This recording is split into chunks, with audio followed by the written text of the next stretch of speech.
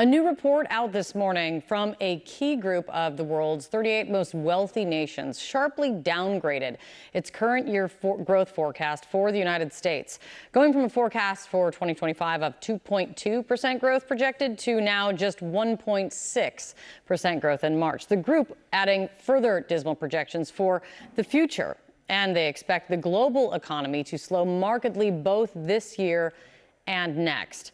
A big part of what decides that, the currently stalled trade talks between the United States and China.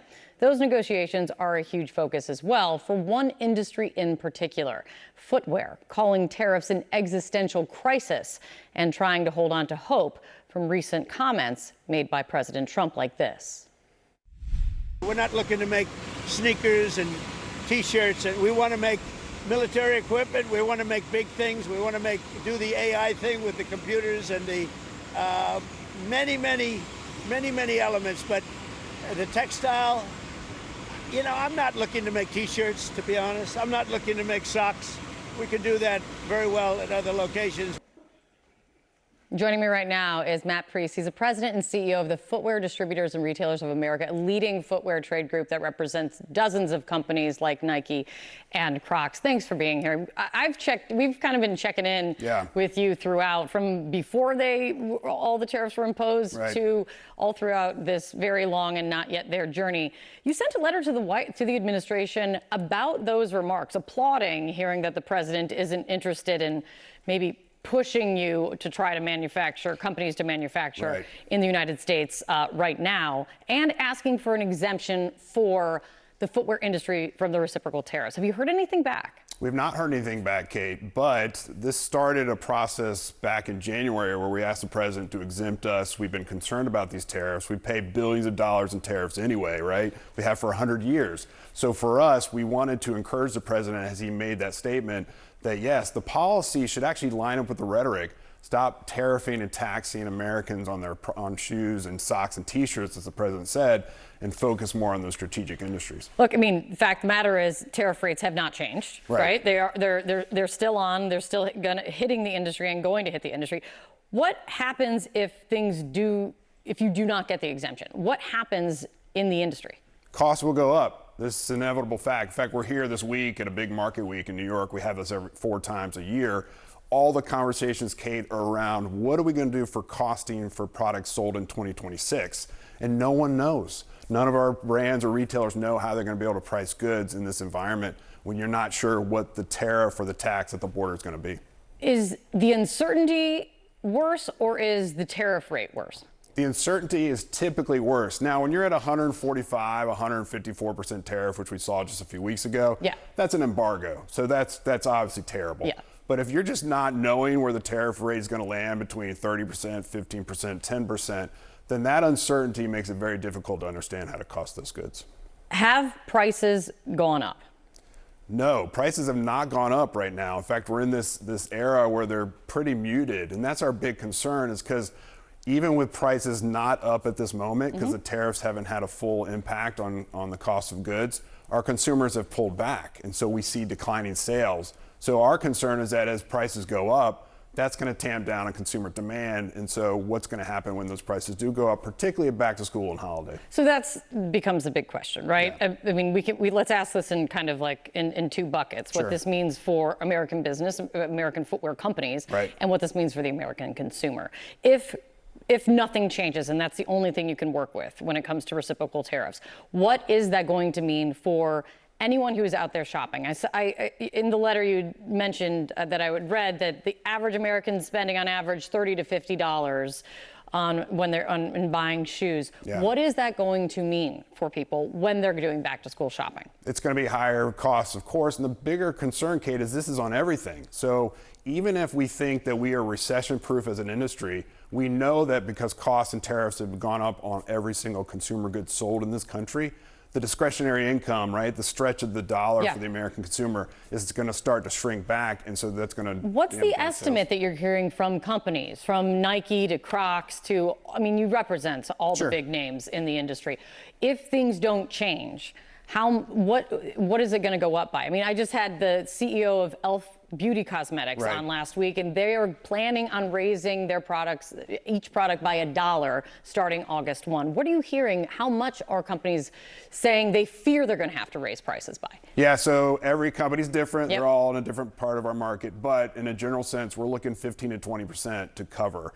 And so you multiply that across e.l.f. products, footwear, toys, et cetera, that's going to have a compounding effect on the consumer. You mentioned that you'd also said that this is an existential crisis for American footwear companies. How many companies are you hearing from that this could put them out of business? A lot. And what the viewers need to understand, Kate, is that even if you're buying product at a big box retailer that you see as publicly traded and you think they're worth billions of dollars, a lot of the suppliers and vendors that sell into those markets, that sell brands that people know and love, are small family-owned businesses. Why can't the companies eat the tariff like Donald Trump says you should be able to? Because the margins are 2, 3, 4% at best. And so we have one company, New York-based, third generation, $1 million worth of goods every single month. Their duty bill used to be $60,000. It's now $360,000 a month. That's mind-blowing. It is mind-blowing. It puts into perspective what the impact could be. Matt, it's good to have you here. Thank you very much. My pleasure. Really appreciate it. Please let us know what you hear back. I'm sure we will also hear it from Donald Trump's social media if you hear back from the administration on this. Thank you. President Trump's new ramped-up tariffs on steel imports are set to take effect tomorrow, and the president is vowing to double the tariff in an effort to revitalize U.S. manufacturing.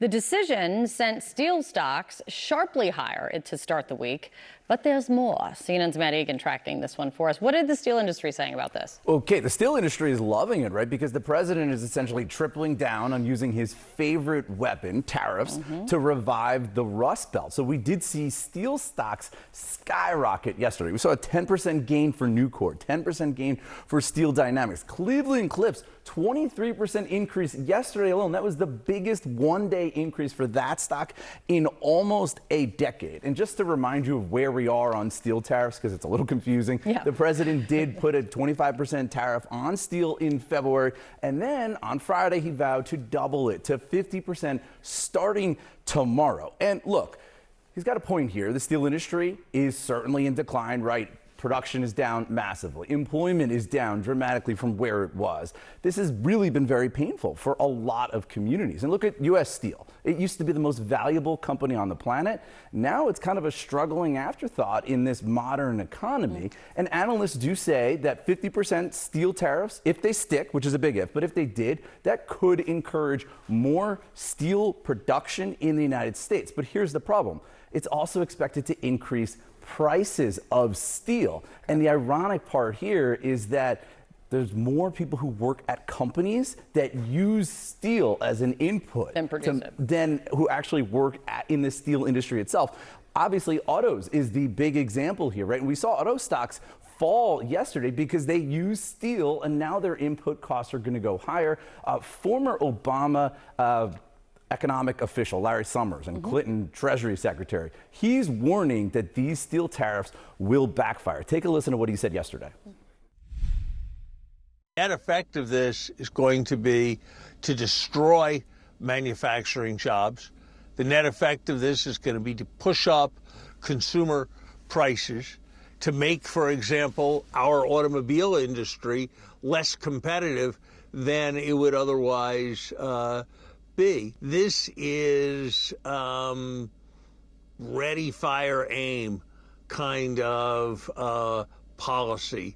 It doesn't follow from any kind of coherent economic logic.